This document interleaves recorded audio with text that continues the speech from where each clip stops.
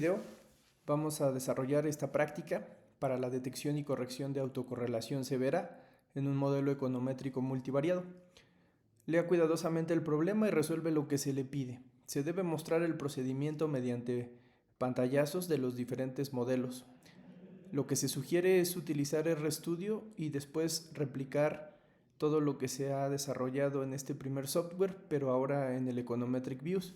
El propósito de la práctica tiene como objetivo que el estudiante estime un modelo econométrico con una variable dependiente y 4 variables explicativas, detecte la presencia de autocorrelación severa en los residuos y compare distintas estrategias de corrección. La base de datos de nombre base auto.csv contiene 400 observaciones semanales. Las variables se interpretan del siguiente modo. Y es la inflación, X1 la oferta monetaria, X2 la tasa de interés y X3 el tipo de cambio. Finalmente X4 representa el índice de producción. Vamos a tener que determinar la inflación y para ello se propone el siguiente desarrollo de los pasos para poder llevar a cabo esta detección y corrección del problema de autocorrelación. Lo primero es importar la base en R, revisar su estructura mediante view y str para verificar que estén presentes las variables y explicar brevemente qué representa cada una de ellas en el contexto del modelo, además de una inspección inicial con el comando pairs, lo cual desarrollará una matriz de gráficos y se pide que se comente si las relaciones aparentan ser lineales y si existe alguna asociación destacada visualmente, además de señalar el posible signo. Bien, vamos a ir desarrollando la práctica. Nos quedamos aquí en el 6.3, que es posteriormente a hacerle el método gráfico de la matriz de correlaciones, llevar a cabo el modelo o estimar el modelo por mínimos cuadrados ordinarios para ahora sí dar pie a la detección gráfica de la autocorrelación. En alguna clase previa ya hemos desarrollado este procedimiento, hemos descargado las librerías, los paquetes que se necesitan, igual que los datos. Aquí se presentan los datos, donde tenemos X1, X2, X3 y X4. Y también tenemos las variables que ya hemos comentado. La inspección inicial correspondería a esta gráfica, en donde ya también hemos señalado que la variable y explicada por x1, x2, x3 y x4 podríamos revisarla en este panel superior, en donde vemos que y explicada por x1 tiene un comportamiento positivo, con respecto a x2 parece tener un comportamiento negativo. Claramente para x3 también se vislumbra un comportamiento positivo y para x4 podría tratarse de un comportamiento tanto positivo o negativo. Aquí no es muy fácil de identificar. Sin embargo, esta es una primera aproximación. Posteriormente, se estima el modelo econométrico y estos son los resultados. Los coeficientes todos, incluido el intercepto, son altamente significativos. La R cuadrada es de 0.924, lo cual podría sugerir que se trata de un modelo bastante bien comportado. Sin embargo, aquí surge la pregunta de si este modelo pudiera tener o no el problema de autocorrelación. Y para ello, pues vamos a hacer una primera inspección. De hecho, aquí ya nos encontraríamos en este apartado que comentábamos hace un momento respecto a que debemos llevar a cabo la detección gráfica de la autocorrelación. Para ello me pide generar los residuos, el histograma, el gráfico de residuos contra residuos rezagados y la función de autocorrelación simple y parcial para identificar patrones consistentes con autocorrelación positiva severa y determinar si ese patrón se observa en este caso. Vamos a ver si esto es identificable. Entonces, lo que necesitamos es que de nuestro modelo ya previamente estimado podamos extraer los residuos para almacenarlos en una variable que vamos a denominar resid M1. De hecho, aquí están ya almacenados y posteriormente vamos a rezagarlos para que también ya en la detección del método gráfico podamos llevar a cabo la gráfica que se ve de la siguiente manera. Aquí claramente se ve que el comportamiento de los residuos no es estable, es decir, es variable a lo largo del tiempo de las 400 observaciones que hemos identificado. Por lo tanto, esta primera prueba nos diría que hay una clara presencia de autocorrelación. Entonces, ese gráfico es el que podrían ir colocando en esta parte, además de todos los gráficos previos, ¿no? Es decir, la importación de los datos con lo que muestran estos comandos se colocaría en esta parte, la inspección de la matriz de correlaciones también iría en este apartado, la estimación del modelo original lo mismo, la detección en este apartado se pondría la gráfica que acabamos de mencionar y además de esa gráfica lo que también podríamos agregar son las siguientes gráficas, por ejemplo el histograma y también la gráfica de residuos en función de sus rezagos, de sus primeros rezagos. Creo que esta es la gráfica que de manera más clara podría determinar que efectivamente existe una autocorrelación y que esta es positiva, dado que en el primero y en el tercer cuadrante es donde se encuentran congregados la mayoría de los puntos y esto es una clara señal de autocorrelación. Pero también podemos estimar la función de autocorrelación simple y parcial, que de hecho aquí podríamos tener las dos pruebas, la prueba gráfica de las perturbaciones a lo largo del tiempo y la función de autocorrelación simple y parcial, que básicamente lo que nos indica es que después del primer rezago de la función de autocorrelación simple, los restantes rezagos presentan un patrón descendente sí, pero estadísticamente significativo, es decir, que están saliendo de las bandas de Bartlett y que esta es una de las indicaciones principales para identificar la problemática de autocorrelación. Bien, entonces ya tendríamos estos dos métodos gráficos, el de los residuos en función del tiempo y los residuos en función de sus rezagos, además de la prueba de normalidad, bueno, del histograma que ahí se desarrolló.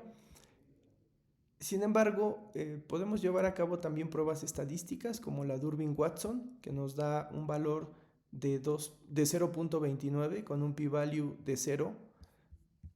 Hay otras opciones a través de la librería CAR que nos llevan básicamente a lo mismo.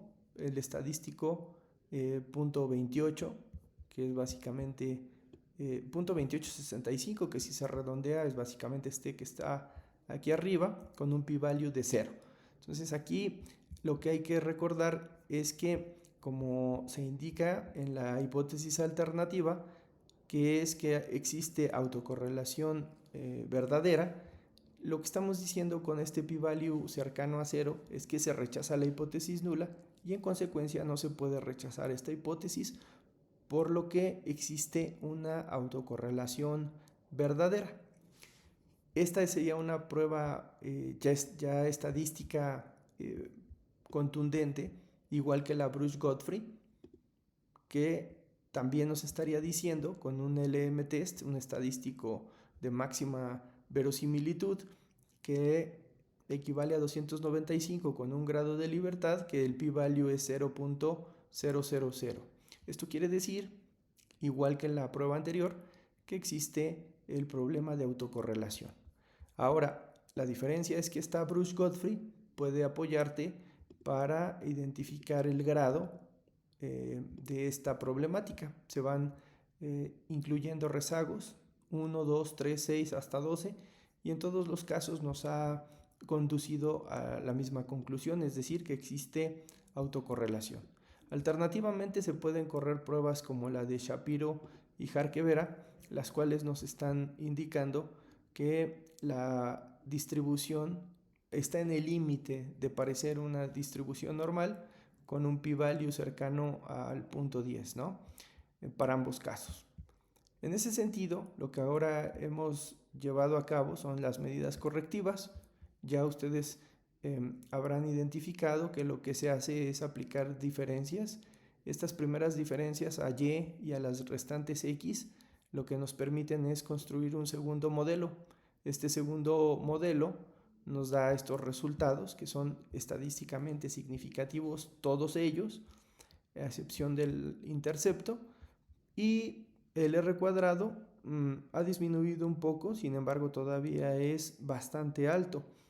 Ahora, esta es la primera medida correctiva. Si regresamos a lo que nos pedía nuestra práctica, justo estamos ya en una vez pasada la detección, en la corrección de las primeras diferencias. Construye el modelo en primeras diferencias y compare sus resultados con el modelo original. Aquí lo ideal es comparar el modelo generado con estas primeras diferencias y poderlo comparar con el original, que es el modelo en niveles. Explique si la transformación reduce la autocorrelación y qué implicaciones tiene para la interpretación económica de los coeficientes. Bueno, aquí también es interesante señalar que esto último es importante de destacarlo como una diferencia. En el modelo número 1, que es el que tenemos aquí, nosotros vemos estos coeficientes de 7, 1.7, menos 1.24, 1.25 y 0.76.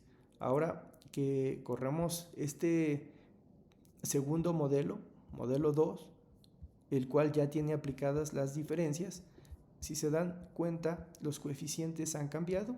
Pasa, por ejemplo, x1 de 1.7 a 1.8, de menos 1.2 a menos 1.4, de 1.25 a 1.18 y de 0.76 a 0.95. Para algunos esta diferencia pudiera no ser tan considerable, sin embargo la interpretación sí que tiene una connotación muy diferente. En el primer caso se habla de que lo que se tendría es un cambio absoluto, y en el segundo caso hablaríamos de una tasa de crecimiento de la variable independiente y de cómo esta genera un cambio en la dependiente, de cómo las independientes, cada una de ellas genera un cambio sobre la variable dependiente, que también está expresada como tasa de crecimiento.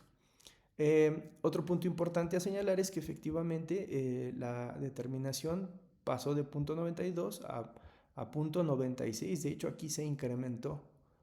Y hablando también de otro punto interesante que aquí nos comenta esta prueba de corrección, o mejor dicho, este método para corregir, que es el de primeras diferencias, nos dice: explique si esta transformación ha podido reducir la autocorrelación. Vamos a ver si ha sido capaz esta transformación de apoyarnos en la eliminación de esta problemática. Entonces, para ello ya no hacemos pruebas gráficas, ya nos vamos directamente a las dos pruebas más contundentes, que es la Durbin-Watson, la cual nos dice que efectivamente el problema ha desaparecido. La Durbin-Watson es 2.0 con un p-value de 0.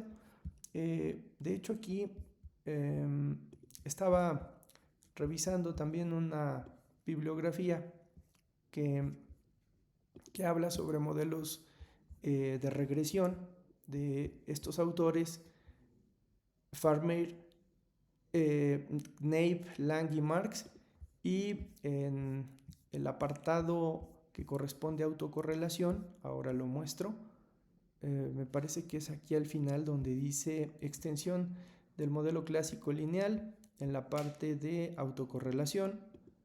Si nosotros nos vamos a este capítulo, bueno, pues de lo que habla es justamente de la autocorrelación de primer orden, que se debe de cumplir pues con estas especificaciones. Nos habla también de las funciones de autocorrelación simple y parcial, y también de las formas que podrían tener. Esta, por ejemplo, esta de arriba y esta de abajo se parecen mucho al ejercicio que acabamos ahorita de desarrollar. Por cierto, aquí debo de decir que si el valor de ρ, es decir, del coeficiente es positivo, este sería el patrón. Y si el valor es negativo, se debería de intercalar, ¿no? Es decir, un valor positivo y uno negativo, uno positivo y uno negativo. Y así es como también podríamos identificar las autocorrelaciones negativas. Por otro lado, también hemos aprendido que la función de autocorrelación de Durbin-Watson, o la prueba de autocorrelación de Durbin-Watson, lo que prueba es si ρ es igual que 0 respecto a que si es diferente de 0. También hemos aprendido que Durbin-Watson se obtiene a través de esta estructura de sumatorias y que se puede interpretar como 2 por 1 menos ρ.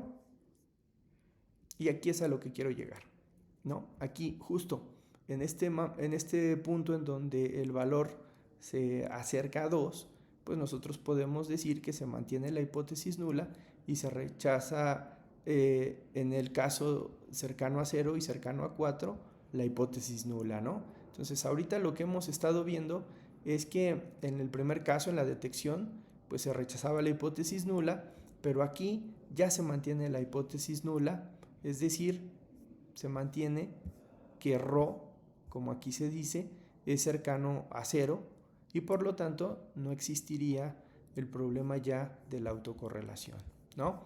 Entonces esta gráfica nos deja claramente visualizar que el valor que hemos obtenido es cercano a 2.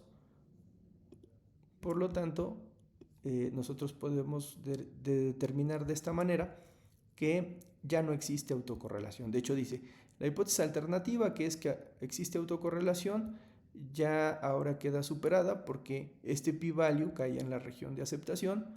Se acepta la hipótesis nula, que repito es no hay autocorrelación. Ahora, lo mismo pasa con las pruebas Bruce-Godfrey para 1, 2 y 3 rezagos. Ahí se puede ver muy claramente, sobre todo en el caso del primer rezago, pues que ya no existe problema de autocorrelación. Incluso si se extraen los residuos del segundo modelo y se aplica la prueba Shapiro-Wilk, ya queda mucho más claro que estos residuos provienen ya de una distribución normal, de una distribución aleatoria. Harke Vera lo mismo, señala estas pruebas. Y de ahí nos vamos a una segunda medida correctiva, que es en donde nosotros podemos utilizar la Durbin-Watson del primer modelo. Repito, el primer modelo es el que presenta la problemática. Si se dan cuenta, de este primer modelo nosotros extrajimos la Durbin-Watson y esa Durbin-Watson resultó de 0.29. Entonces, con ese valor podemos ir a esta primera transformación, esta segunda medida correctiva, que es estimar ρ a partir del Durbin-Watson. Una vez que tomo el valor de Durbin-Watson de 0.29, lo divido entre 2 y lo resto de 1, el resultado para la Durbin-Watson es de 0.8567. Entonces, ese resultado lo voy a utilizar para aplicarlo a una semi o cuasi-diferenciación. Esta cuasi-diferencia es el valor actual menos el valor anterior, pero ese valor anterior está siendo modificado por este valor de 0.8567. Una vez hecho eso, los datos que se generan ahora los he denominado Y estrella, X1 estrella, X2 estrella, X3 estrella y X4 estrella. Con todos esos datos, lo que hago es correr el modelo completo. Nuevamente veo que los resultados son todos estadísticamente significativos. El R cuadrado se ha incrementado considerablemente. Y ahora vamos a aplicar la prueba Durbin-Watson, la cual es cercana a 1.8 y un p-value de 0.04. Esto quiere decir que ya podemos identificar que la prueba con este nivel de significancia es significativa, por lo menos al nivel del 1%, al nivel del 10%, del 5%, pues podríamos decir que es significativa, aunque no al nivel del 1%, porque al nivel del 1%, todavía estaría quedando en la región de aceptación. Esta región de aceptación lo que nos dice es que no hay autocorrelación y por el lado de la hipótesis alternativa, que es la que nos dice que existe autocorrelación positiva, repito, esto solo se daría en el caso en el que se rechazara la hipótesis nula. Para este rechazo, pues insisto, es significativo al 5 y al 10%. Lo mismo pasaría con la prueba Bruce-Godfrey. Pero también aquí la Bruce-Godfrey nos da un p-value de 0.07. Esto también modifica la interpretación, porque lo que estaría diciendo es que esta Bruce-Godfrey para autocorrelación serial de orden igual que 1 es significativa, pero solamente con este p-value de 0.07, ¿no? Entonces, otra vez recordemos que las pruebas de hipótesis, si nosotros identificamos visualmente estas pruebas,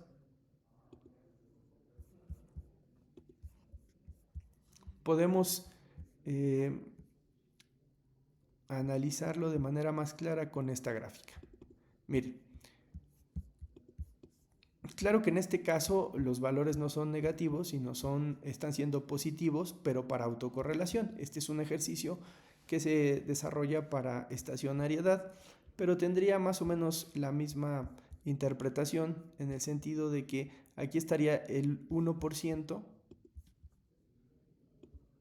aquí estaría el 5% y aquí estaría el 10%, en el entendido de que esta distribución continúa hacia esta región.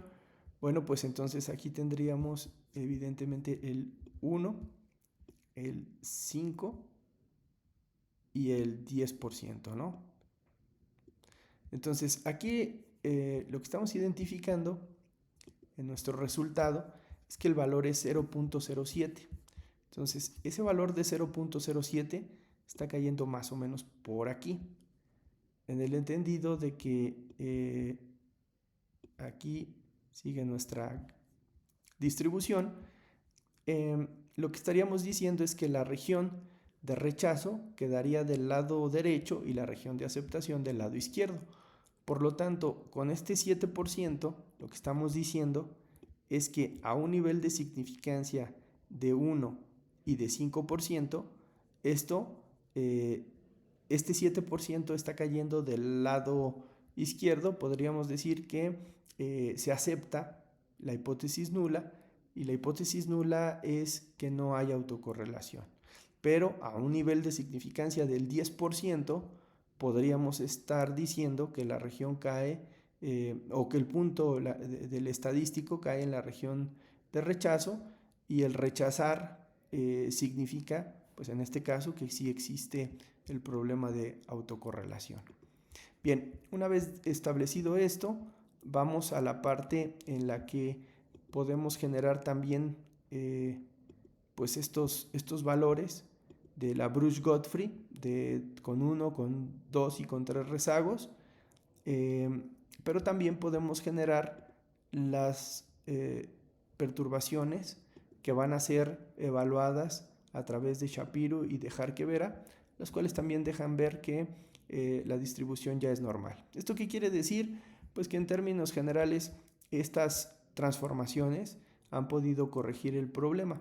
Otra medida correctiva es identificar a Rho basada en la regresión de los residuos. Aquí ustedes ya también saben que lo que funciona o lo que debemos hacer para obtener estos residuos es extraerlos de nuestro modelo 1, rezagarlos y después correr una regresión en donde identificamos el valor de Rho, que en este caso es .8567. Ustedes recordarán el valor de la Durbin-Watson que obtuvimos hace ratito aquí, y en realidad son básicamente los mismos resultados. Entonces aquí estaríamos obteniendo prácticamente la misma regresión, porque el RO que estemos extrayendo de estos nuevos resultados pues nos debe de llevar a resultados bastante similares. ¿Por qué? Porque el RO es básicamente el mismo. Si nosotros hacemos el desarrollo de estas nuevas variables, el resultado, pues aquí lo estamos presentando, 1.8 con un pi-value de 0.04. Y un Bruce-Godfrey también con estos mismos resultados, 0.07 para la autocorrelación de primer orden. Y esto nos dice que esta transformación pues sería también bastante adecuada porque ha podido resolver en gran parte el problema, por lo menos en este apartado de Durbin-Watson, donde vemos que a un nivel de significancia de 5 y 10%, ya podríamos identificar, como decíamos hace rato, repito aquí con un nivel de 4%, ahora este 4% caería por aquí, y entonces estaríamos estableciendo que a un nivel de significancia del 10 y del 5%, este valor cae en la región de rechazo, rechazaríamos la hipótesis nula y en consecuencia pues estaríamos aceptando la hipótesis alternativa de que hay una autocorrelación real.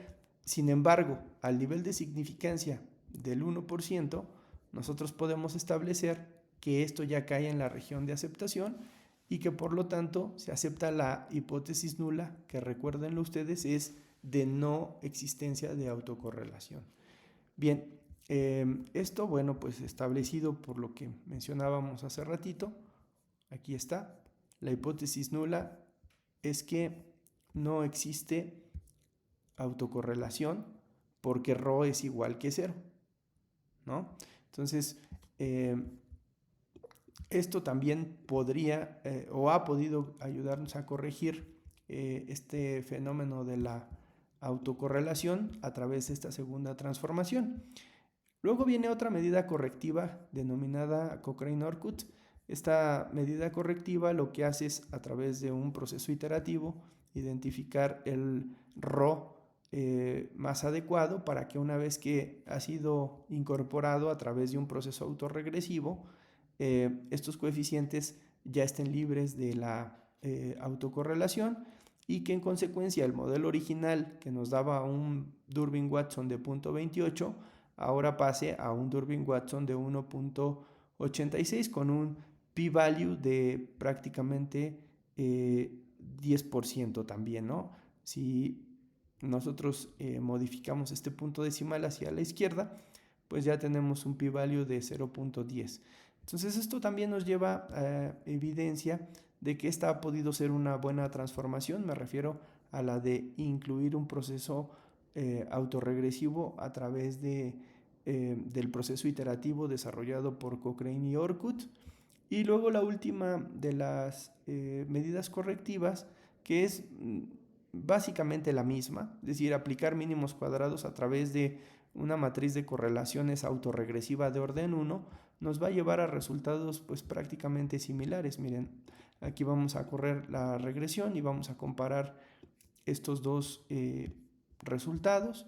Si ustedes ven este primer modelo con estos valores 7.9, 1.8, menos 1.4, 1.19 y 0.95 son básicamente los mismos que ustedes están viendo por este lado, con las T's que también son pues básicamente las mismas, 19.4, 71.3, menos 45.2, 33.9 y 22.2 son básicamente estas mismas que están acá, ¿no? Entonces por eso digo que esta metodología de Cochrane-Orcutt y de mínimos cuadrados generalizados básicamente nos llevan a los mismos resultados.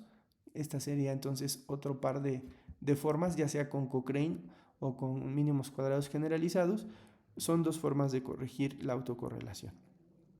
Y luego viene la última, que es aplicar errores estándar robustos con heterocedasticidad y autocorrelación, también conocidos como errores estándar de New y de West. Aquí lo que hay que identificar es que los resultados presentan coeficientes idénticos a los observados en el modelo 1.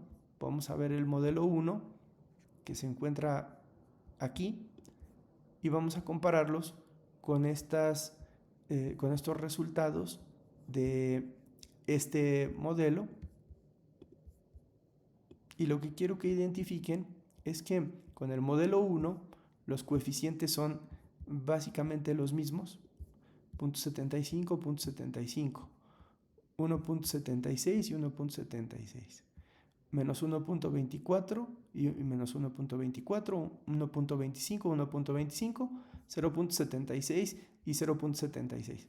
Pero la diferencia estriba en que ahora los errores estándar sí son diferentes. Aquí alcanzamos a ver inmediatamente esta primera diferencia y como ustedes saben por construcción la T estadística, que es el valor que sigue en las columnas, en la tercera columna, se obtiene de la división entre el estimador y el error. Si ustedes ven, el T ha cambiado y esto se debe a que el error cambió. Entonces, como el error se ha incrementado, la T ha disminuido. Si se dan cuenta, lo que está haciendo el método de Cochrane y Orkut, consistente con heterocedasticidad y autocorrelación, es castigar los errores estándar, volviéndolos a su forma original, que en este caso es más sesgada. Es decir, el hecho de que la autocorrelación esté presente invalida el que se tenga la mínima varianza. Entonces esta no es la mínima varianza, sino que en realidad es esta, es una varianza más grande, por lo tanto el error estándar es más grande, por lo tanto la T estadística, a diferencia, es más pequeña. Es decir, si el error estándar aumenta, la T estadística disminuye, y aquí se ve el claro ejemplo. De 47 pasa a 26, de 38 pasa a 23, de menos 20 pasa a menos 15, de 55.98 a 31 y de 9.95 a 6.77. O sea, han sido castigados. Sin embargo, ese castigo no ha sido suficiente para volverlos no significativos. Es decir, siguen siendo estadísticamente significativos. Por lo tanto, en este método o en esta medida correctiva en la que tú utilizas errores estándar robustos, puedes decir que los coeficientes, a pesar de tener problemas de autocorrelación, ya han sido castigados y no han perdido su significancia estadística, con lo cual pues se puede utilizar ya esta metodología, este modelo, para presentar los resultados. Y listo, esto es lo que corresponde al comparativo entre el modelo original con un Durbin de 0.28.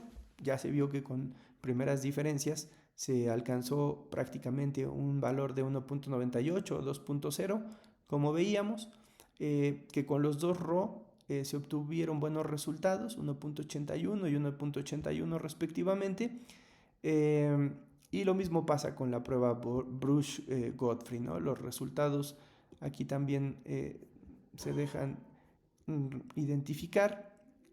Lo que vemos pues es también que para los diferentes modelos, por lo menos al nivel de significancia del 10%, ya se rechaza aquí y también acá la hipótesis nula, en este caso de que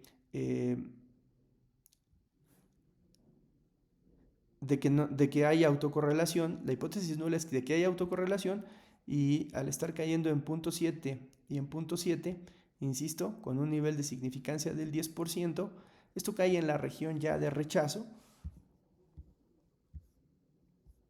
Aquí queda todavía más claro, porque aquí este es 0.8. Bruch-Godfrey, lo que nos señala aquí es, en el primer modelo, vean, es lo contrario, cae en prácticamente 0, y luego aquí ya va subiendo hasta llegar a la hipótesis nula de la aceptación de la hipótesis nula. Quiero decir de que ya no existe autocorrelación. Si queda alguna duda, la hipótesis alternativa déjame ver si acá la tenemos con el Durbin-Watson. Aquí lo dice.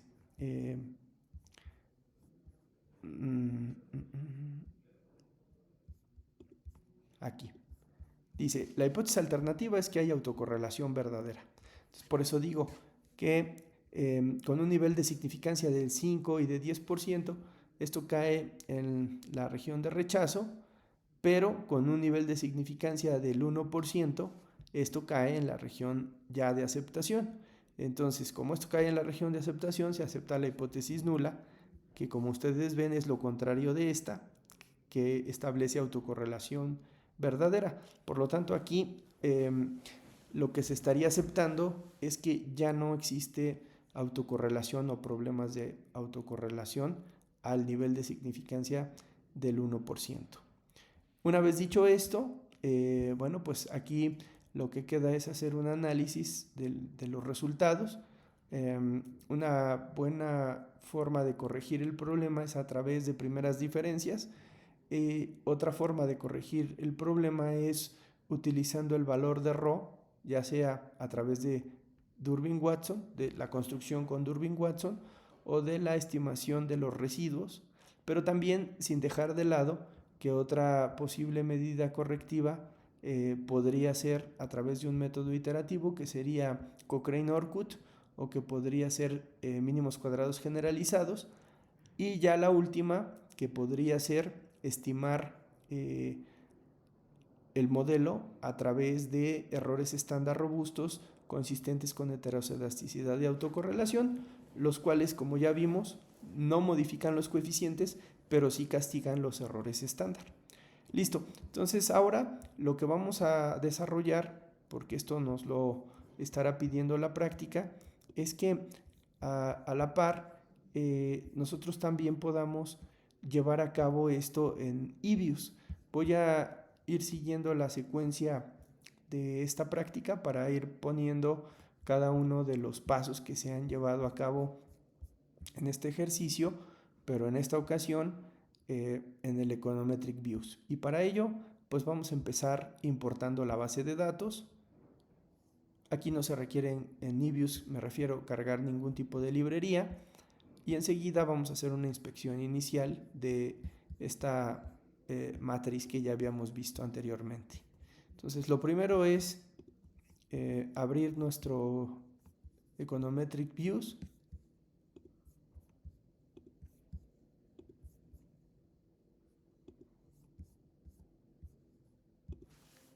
E importar los datos y enseguida pues empezar a trabajar ya con ellos. Bien, aquí ya ustedes saben que lo que hay que hacer es abrir un archivo de datos externos como un hoja de trabajo, como un work file, como un archivo de trabajo, y los datos están aquí, base auto, y listo. Vamos a empezar con la primera de las regresiones, pero antes de ello lo que podíamos hacer es identificar el valor de y, de x1, de x2, x3 y x4, abrirlos como un grupo, porque mi intención es replicar esta gráfica que tenemos del lado derecho. Esto lo pueden hacer aquí en gráficas, se van a gráficas de dispersión, scatter, y aquí en vez de single vamos a ponerle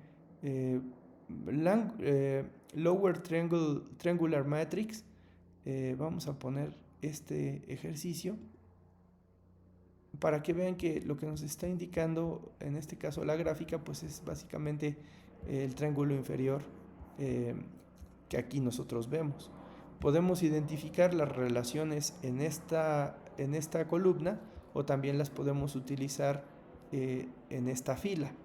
Ya también habíamos dicho hace rato que aquí se ve claramente que y está siendo explicado por x1 de manera positiva, luego x2 de manera negativa, luego x3 de manera positiva, y que aquí no se distinguía, pero que los datos ya nos permitieron identificar una relación positiva, ¿no?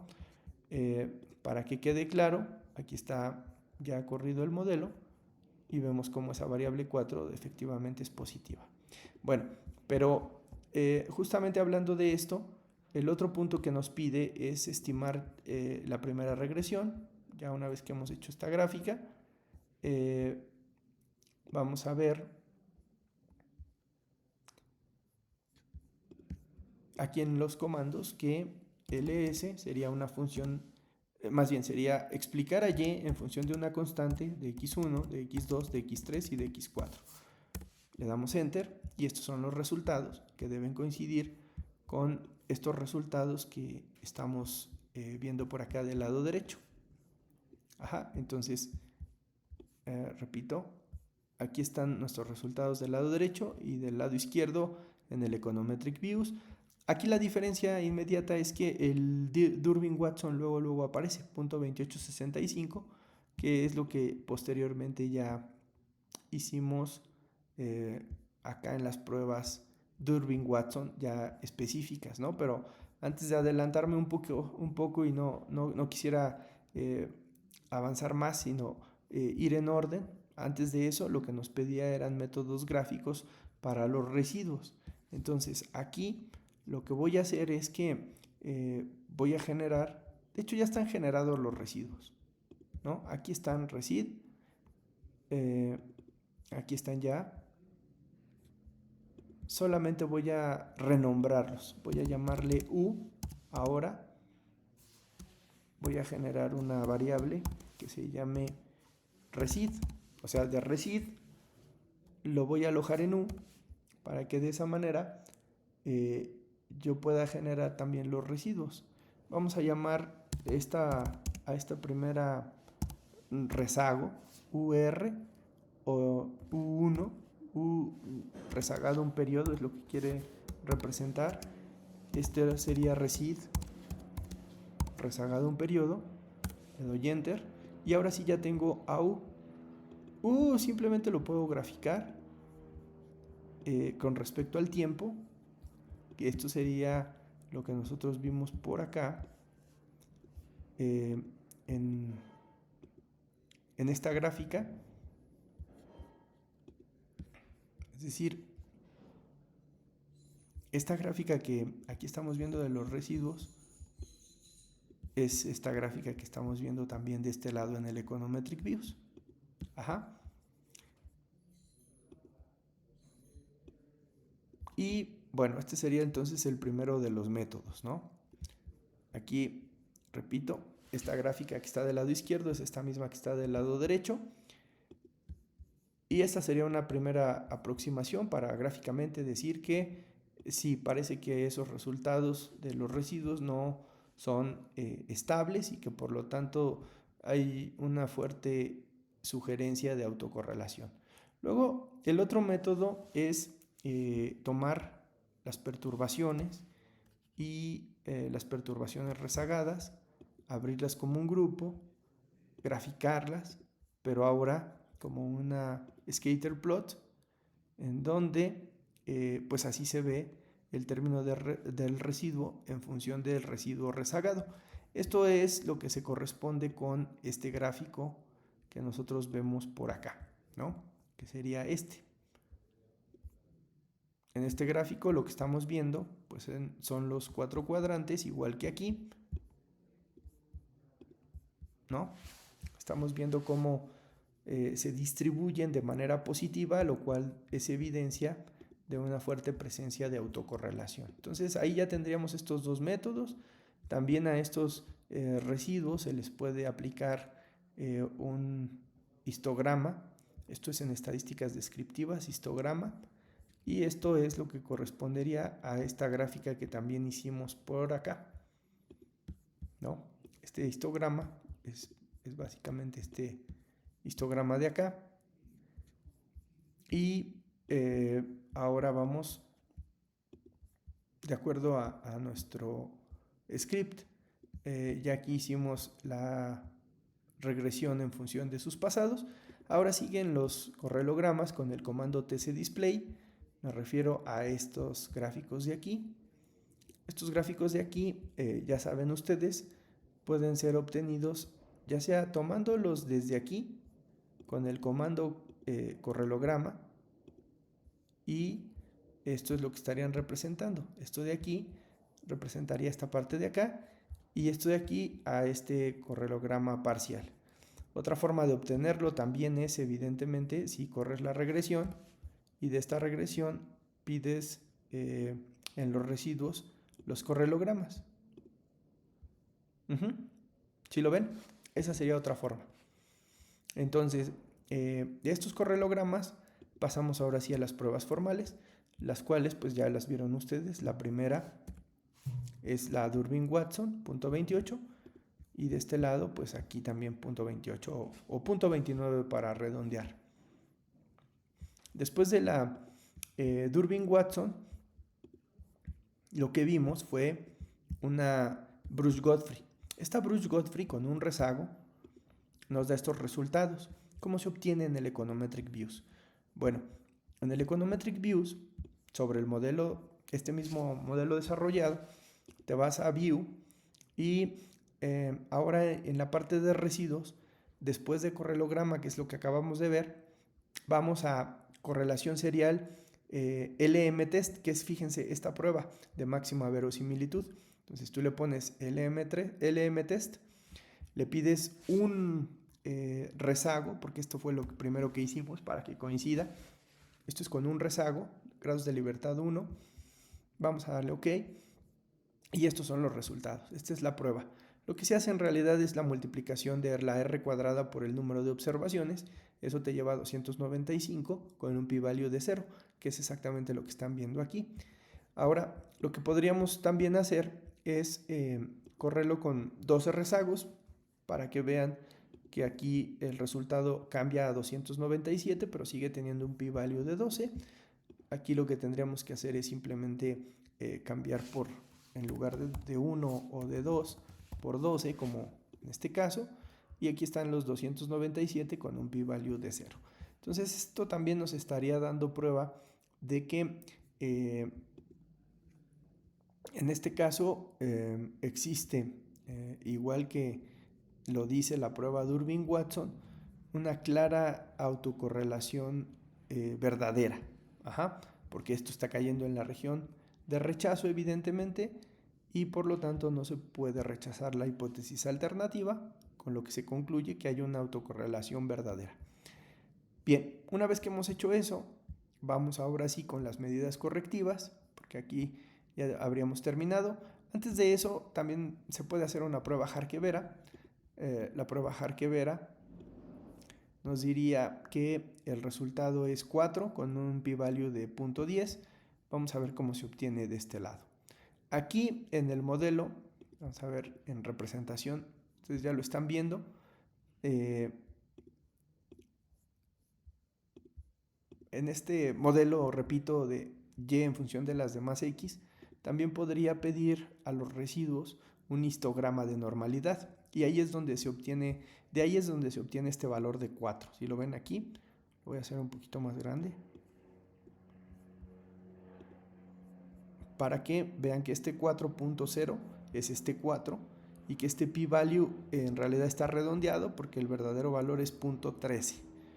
Entonces está pues muy cercano a no ser una distribución normal, y esto se debe pues a que hay una presencia considerable de autocorrelación.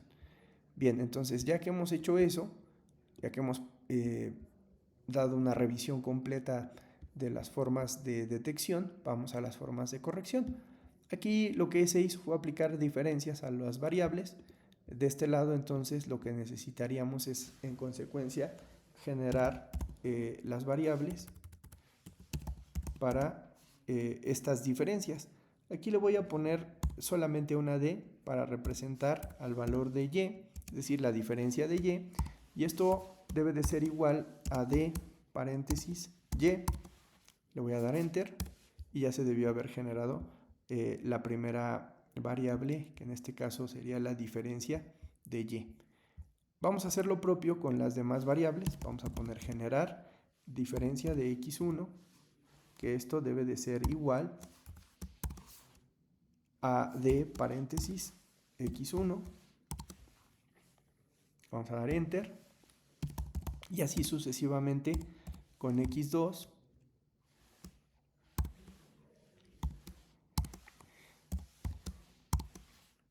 Vamos a dar enter, generar de x3.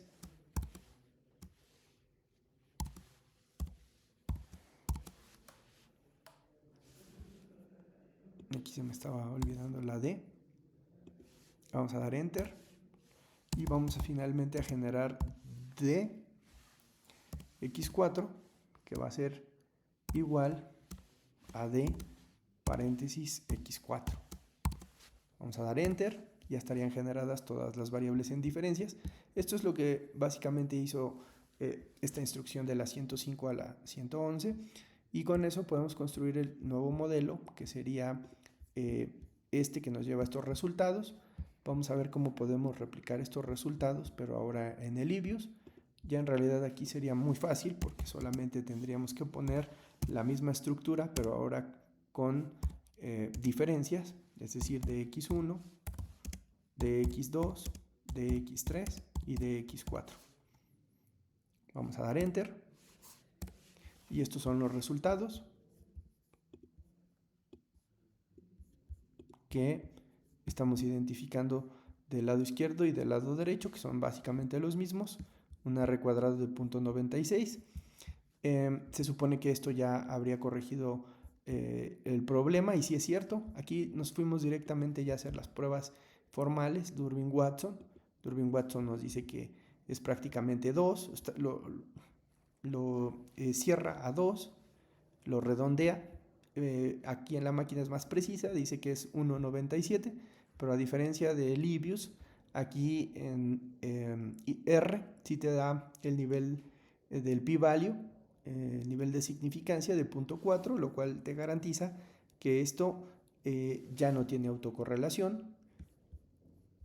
Y podemos hacer lo mismo con la primera prueba Bruce-Godfrey de un valor LM-test de 0.039. Hace rato era un valor muy grande, es decir, hace rato aquí el valor era de 295. Ahora ya en esta transformación, que es una medida correctiva, la primera medida correctiva, nosotros vemos que ya el valor de Bruce-Godfrey se fue de 295 a 0.039. En consecuencia, un valor alto me lleva a un p-value pequeño, un valor pequeño me lleva a un p-value alto. Vamos a ver si aquí aplicamos la misma prueba sobre autocorrelación serial de grado 1. Vean cómo el valor es este 0.039 que vemos aquí, con un p-value de 0.8. Aquí lo redondea igual a 0.8. El verdadero valor o el valor exacto es 0.8428. Y bueno, así podemos ir probando grado 2, grado 3. Generalmente lo que debemos probar solamente es el grado 1. Y lo mismo podemos hacer también con los residuos. La Harke-Vera nos da 1.2, un p-value de 0.5. Esto quiere decir que ahora sí los residuos ya se comportan de manera normal. Vean ustedes que en este caso ya el Harke-Vera es de 1.2, que es este 1.2, y la probabilidad de que esto sea una distribución normal es muy alta, 0.53, 0.5 dice R. Una vez que hemos concluido la primera de las medidas correctivas, la segunda es estimar ρ a partir del estadístico Durbin-Watson.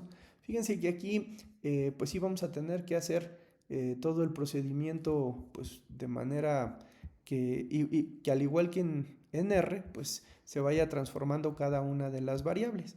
Entonces miren, aquí para llevar a cabo todo este procedimiento, lo que tengo que hacer es generar igual, nuevamente variables. Ahora voy a generar la variable y asterisco o y star, y estrella, le voy a llamar ys.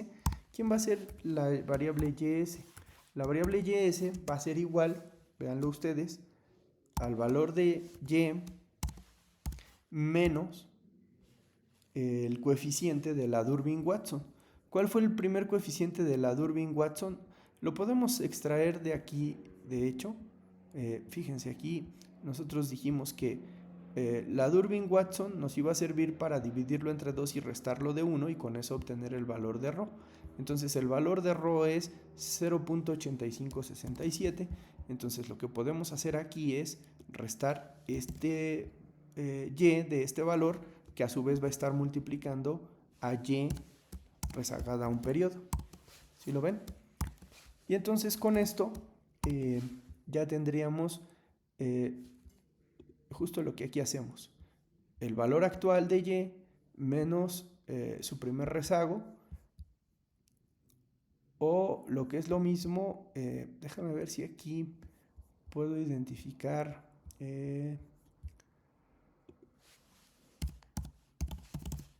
a lo que en el libro de Bujarati, creo que ahí viene bien explicado este tema de autocorrelación. Vamos a buscar aquí por Cochrane.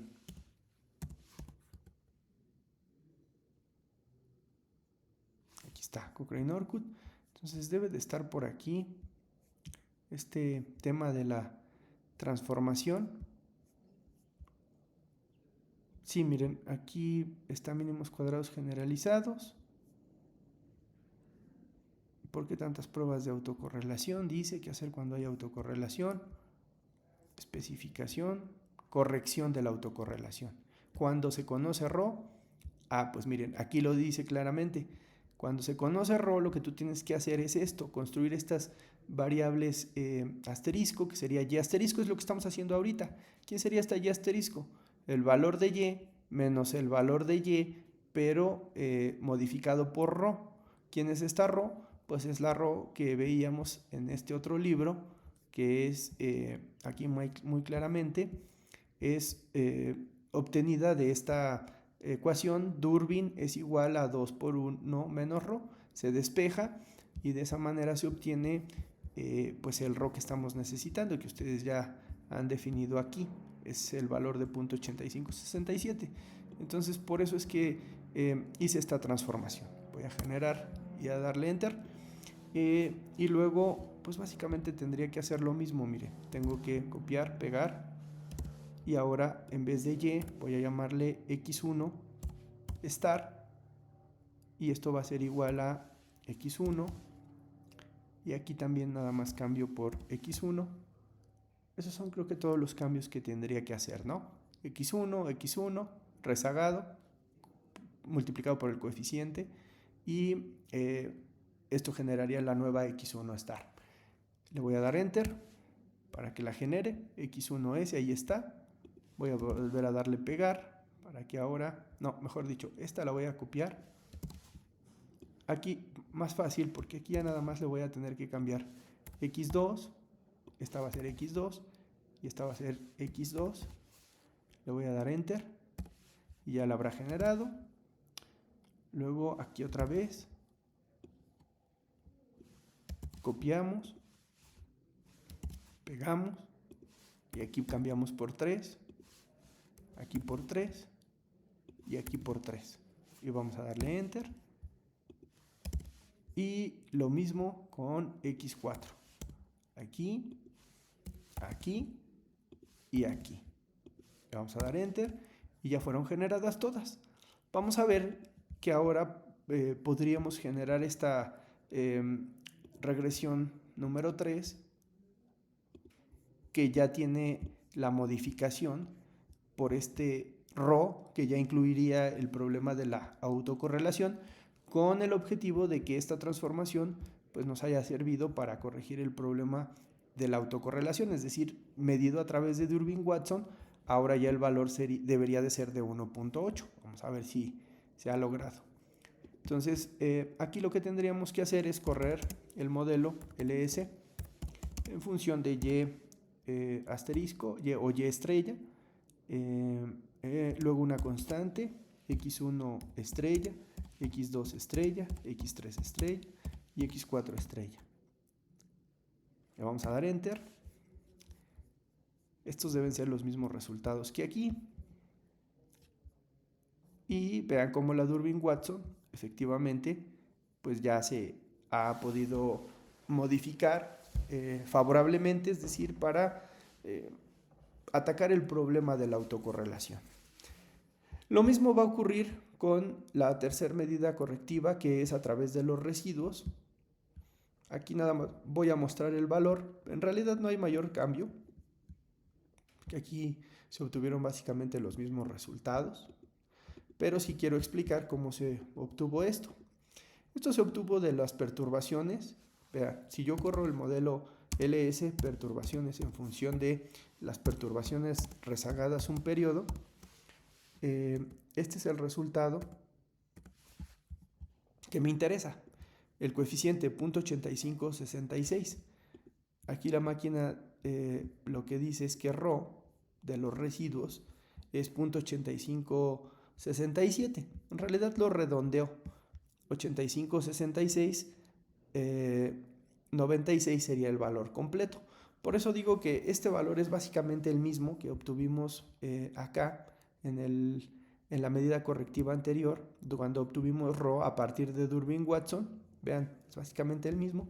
Por eso aquí ya no lo voy a desarrollar, porque en realidad sería el mismo resultado. Yo les pediría que sí lo hicieran con todos estos coeficientes, para que podamos identificar que efectivamente obtenemos los mismos resultados, ¿no? Es que estoy pensando que aquí ya lo único que tendrían que hacer es cambiar 0.8567 por 0.856696 para y para x1 hasta x4, volver a correr la regresión y obtendrían pues lo que se obtiene aquí en el modelo 4, que es a través de los residuos del ρ obtenido a través de los residuos. Aquí está con el Durbin-Watson de 1.8. Miren, ahí está 1.8 y el Bruce-Godfrey también de 3.3. Y bueno, vamos ahora a la siguiente medida correctiva, que es la de Cochrane-Orcutt. Aquí también ya saben cómo funciona. Aquí lo que opera es que del modelo original, que sería este que está aquí arriba, vamos a dar Enter. Aquí lo que se hace es aplicar una medida correctiva igual que le decíamos GLS. GLS aquí dice que se hace una corrección a través de la matriz de correlaciones con un proceso autorregresivo de orden 1. Esto es lo más importante, el proceso autorregresivo de orden 1, cómo es que lo vas a incorporar a tu modelo, que sería este modelo. Pues bueno, te vas a ir aquí a especificación y aquí simplemente te vas a pedir un autorregresivo de orden 1. Esto es lo que se buscaría hacer. Déjenme ponerlo aquí en mayúsculas, AR1. Ustedes saben que no importa si lo pongo en mayúsculas o minúsculas, de todas formas aquí no hay identificación de mayúsculas minúsculas, por lo tanto la máquina lo va a reconocer, ya sea que lo pongas con mayúsculas o con minúsculas.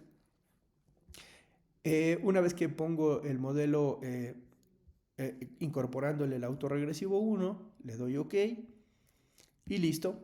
Aquí lo único que me van a interesar son los coeficientes que estoy buscando estimar, que por cierto todos son estadísticamente significativos, pero vean cómo ya el método de Cochrane-Orcutt habrá obtenido una Durbin-Watson de hecho más alta que los dos métodos anteriores. Ahora es de 1.86. Entonces para identificar esto, aquí con Cochrane-Orcutt, pues nosotros vemos que estos son los coeficientes que están aquí, 0.95 hasta 0.95, con estos coeficientes que ustedes ven acá, 19, 76, menos 40, 32, 21, pero lo más importante es el Durbin-Watson de 1.86, que aquí lo dice. Anteriormente tu Durbin-Watson era 0.28, ahora es 1.86. Entonces aquí podemos identificar que también el problema de la autocorrelación ya se habría corregido, igual que si lo hiciéramos con el método de mínimos cuadrados generalizados. Bien, ahora, ya la última de las medidas que nos queda por comprobar es esta medida de errores estándar robustos. Esta medida de errores estándar robustos ya también ustedes la conocen.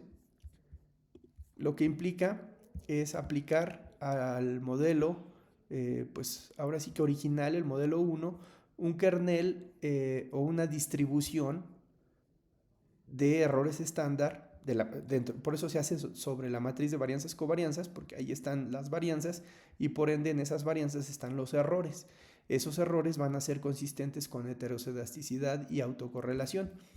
Quiere decir que acá lo que yo debo de hacer es correr el modelo original y a ese modelo original pedirle que no modifique los coeficientes, pero sí castigue los errores estándar, que los haga consistentes con heterocedasticidad y autocorrelación. ¿Esto cómo se obtiene? Se hace de la siguiente manera. Aquí donde hace rato pusimos el autorregresivo 1, que ahora no lo vamos a hacer, nos vamos a ir a opciones y en opciones donde dice método de covarianzas, pues vamos a poner este método para la matriz de varianzas covarianzas que sea el consistente con heterocedasticidad y autocorrelación, también conocido como New y West. Aquí de hecho lo dice así tal cual, HAC, New y West. Y lo de aquí el kernel, pues es el de Bartlett, que es aquí lo que estamos poniendo, y también el método de New y West. Le vamos a dar OK aquí, le vamos a dar OK acá, y estos son los valores que terminan obteniéndose, ¿no? Vamos a darle aquí Enter, y aquí están, miren. Vean cómo los coeficientes son los mismos que en el ejercicio original, pero lo que sí cambia son los errores estándar. Es decir, en el ejercicio original, el modelo 1, lo que ustedes identifican es específicamente esto, que a diferencia de este último modelo, ahí los errores estándar todavía no estaban castigados, a diferencia de ahora. Aquí, vean, los coeficientes son los mismos, pero lo que ha cambiado son los errores. Punto 15, punto 28, punto 04, punto 07, punto 06, punto 07, punto 02, punto 03 y punto 07, punto 11. ¿Qué es lo que ha pasado? Que como estos son errores estándar que no han sido considerados todavía con autocorrelación, lo que está pasando es que están sesgados y estos no son los verdaderos, sino que son estos. Es decir, estos no son los que tienen la mínima varianza. Tan es así que como no tienen mínima varianza, tampoco tienen mínimos errores estándar, sino que aquí en este caso, en vez de ser punto 15, el error estándar es más grande, es casi del doble, punto 28. Entonces vean cómo lo que hace esta división del coeficiente entre el error estándar es llevarnos a nuestro valor t, pero dado que este valor, en vez de ser pequeño, su representación real es de 0.28, es decir, de casi el doble, al incrementarse este, disminuye este de acá. Por eso, de 47 pasa a 26, de 38 pasa a 23, de menos 20 pasa a menos 15, de 55 pasa a 31 y de 9 pasa a 6.77. Pero como decía, aún así no son suficientemente castigados como para dejar de ser significativos. Por lo tanto, pues aquí están estos errores estándar consistentes con heterocedasticidad y autocorrelación, también conocidos como errores estándar de New y de West. Y esta es la forma en la que se obtiene en R y esta es la forma en la que se obtiene en el Econometric Views. Así que, bueno, en honor a la verdad debo decir también que hay una ligerísima variación aquí en el valor de t, pero vamos, básicamente son los mismos valores que estamos viendo de este lado. Aquí obtenidos con este comando coeftest, con esta modificación en la matriz de varianzas covarianzas, y acá pues simplemente especificado como el método de covarianzas de New y de West. Entonces así es como hemos llegado ya a la conclusión prácticamente de nuestra práctica. Solo lo que sí me gustaría comentar finalmente con ustedes es esta serie de preguntas que les voy a dejar por aquí, que ojalá podamos analizar después en clase. Y bueno, pues ya se las dejo para que ustedes aquí la puedan revisar si quieren y ya después la puedan transcribir a sus prácticas que me van a entregar. Estas preguntas son respecto a por qué un modelo con coeficientes significativos y alto R cuadrado pueden seguir siendo problemáticos si sus residuos están autocorrelacionados. Es lo que veíamos en el primer modelo. En este primer modelo nosotros decimos, este modelo está bastante bien construido, no tiene al parecer problemas, todos son significativos sus coeficientes, además tiene un valor Durbin-Watson bastante... no es cierto, no un Durbin-Watson, sino pues ese es el método que nos hace sospechar, ¿no? Porque nosotros tenemos aquí nuestros resultados, todos son significativos y una R cuadrada muy alta, lo que está aquí diciendo. Dice, un R cuadrado alto y coeficientes aparentemente significativos no necesariamente garantizan que el modelo esté bien especificado. Si los residuos están autocorrelacionados, se viola uno de los supuestos clásicos del modelo de regresión lineal. ¿Cuál es ese supuesto? El de que sean los mejores estimadores lineales insesgados dentro de la clase de los estimadores eficientes. Aquí lo digo en estas palabras. En este caso, aunque los estimadores MSO pueden seguir siendo insesgados bajo ciertas condiciones, lo que definitivamente ya no son es ser eficientes. Esto quiere decir que no presentan mínima varianza y que por lo tanto estos errores estándar resultan sesgados o inconsistentes. Es decir, que como consecuencia de esto anterior, las pruebas T y F pueden conducir a conclusiones engañosas. Eso ya lo habíamos visto también en su momento en los apuntes que habíamos visto para este tema, en donde decíamos que uno de los problemas que generaba pues esta situación de la autocorrelación es que se iban a sobreestimar tanto sigma cuadrado como R cuadrado y que las T's y las F's iban a dejar de ser válidas. Entonces, esta sería la respuesta para la primera pregunta. Después, ¿qué evidencia gráfica resultó más útil para sospechar autocorrelación severa?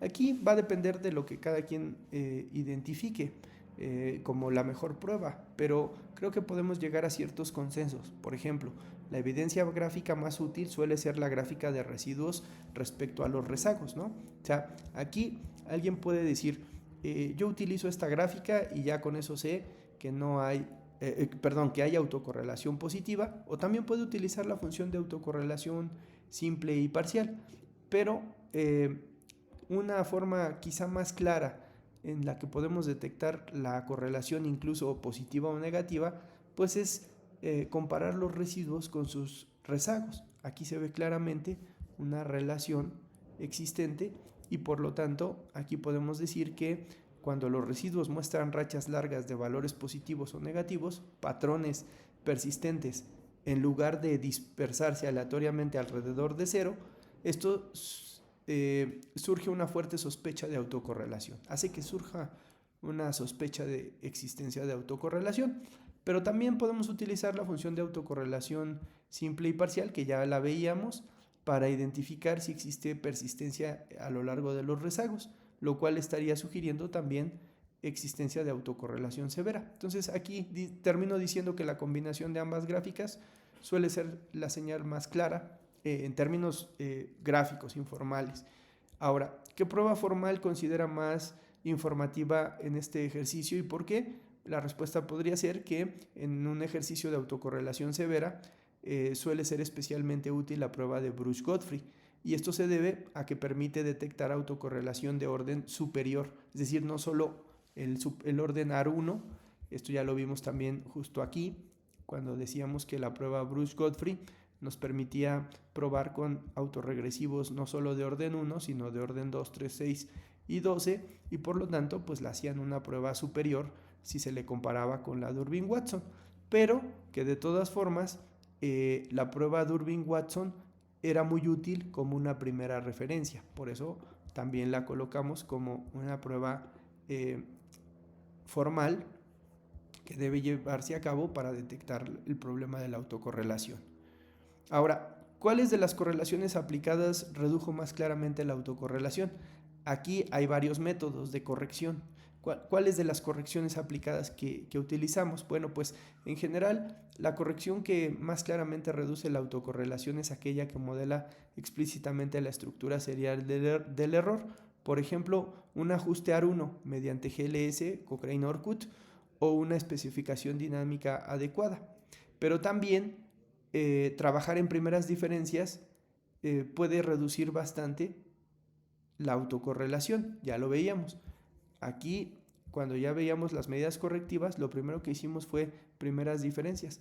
Estas primeras diferencias, cuando hacíamos el Durbin-Watson, prácticamente ya nos habían corregido el problema, pero de las siguientes formas de corrección también se señala que esta transformación de Cochrane-Orkut en específico, aquí está, también nos hacía un muy buen ajuste, pasándonos de 0.28 a 1.86 el valor del Durbin-Watson. Lo que ustedes saben ya claramente nos señala inexistencia de autocorrelación. Eso ya, si lo quieren explicar de manera más técnica, pues es porque esta Durbin-Watson, como está construida a partir de Rho, pues Rho aquí debería de valer 0 en el mejor de los casos. Aquí está la hipótesis nula, de hecho. Aquí dice que, no es cierto, aquí atrás establece que la hipótesis nula es que Rho valga 0 y que esta prueba, o esto estaría dando evidencia de que no existiría autocorrelación, ¿no? Entonces, eso es lo que estamos haciendo de este lado en nuestra prueba, comprobando que no existe ya autocorrelación a través de estos métodos dinámicos Cochrane-Orkut. Pero, repito, las primeras diferencias, que es lo que vamos a seguir trabajando en el tema de series de tiempo, tiene que ver con que podemos identificar esta problemática y eliminarla a través de esta transformación algebraica conocida como tasas de crecimiento o primeras diferencias. Ahora, ¿qué diferencia existe entre corregir la estructura del modelo y corregir únicamente los errores estándar? Esto es con referencia a la última técnica para corregir este problema de la autocorrelación. Me refiero a errores estándar robustos. Bueno, aquí lo que nos está pidiendo es que expliquemos la diferencia entre corregir la estructura del modelo y corregir únicamente los errores estándar. O sea, en las demás metodologías sí modificábamos la estructura del modelo porque los coeficientes eran diferentes. Y en esta última prueba no modificamos para nada los coeficientes, sino lo único que se corrige son los errores estándar. Entonces, la diferencia central es que corregir la estructura del modelo implica modificar la especificación econométrica para representar mejor el proceso generador de los datos, es decir, cambias los coeficientes. Por ejemplo, incluir un término autorregresivo o transformar variables, como ya lo hicimos, nos daba resultados diferentes al modelo original en sus coeficientes. En cambio, corregir únicamente los errores estándar no modifica los coeficientes de mínimos cuadrados, o sea, del modelo original, solo ajusta la forma en que se va a medir la precisión estadística de los errores estándar robustos, consistentes con heteroscedasticidad de autocorrelación, conocidos como Newey y West.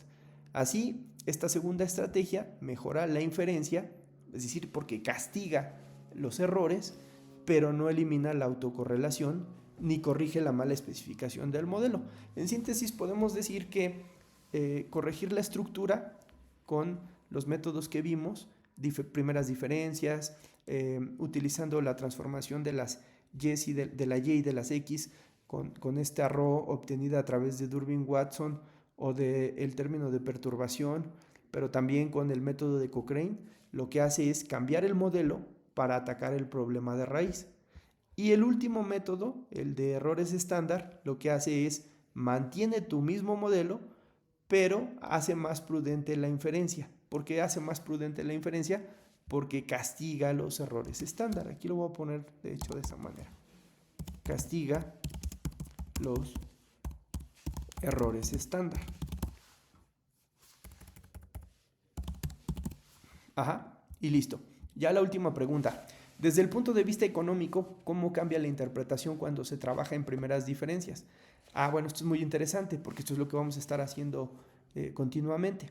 cuando se trabaja en niveles, es decir, cuando la variable no ha sido transformada, los coeficientes suelen interpretarse como relaciones entre los valores absolutos de las variables.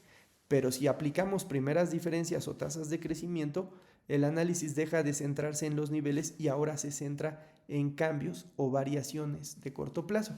Por ejemplo, en niveles podríamos decir un aumento en X se asocia con un mayor nivel de Y. Cuando ya trabajamos con primeras diferencias, lo que debemos decir es que un cambio porcentual, si lo multiplicamos por 100, o si no lo multiplicamos por 100, simplemente decimos un cambio en X se va a asociar con un cambio de una tasa de crecimiento en Y. Y esta sería la interpretación cuando se trabaja ya con primeras diferencias. Y listo, esta sería la práctica que les pediría entregaran. Ya creo que sin ningún problema, porque ustedes han ya desarrollado lo que es el script completo, que sería este,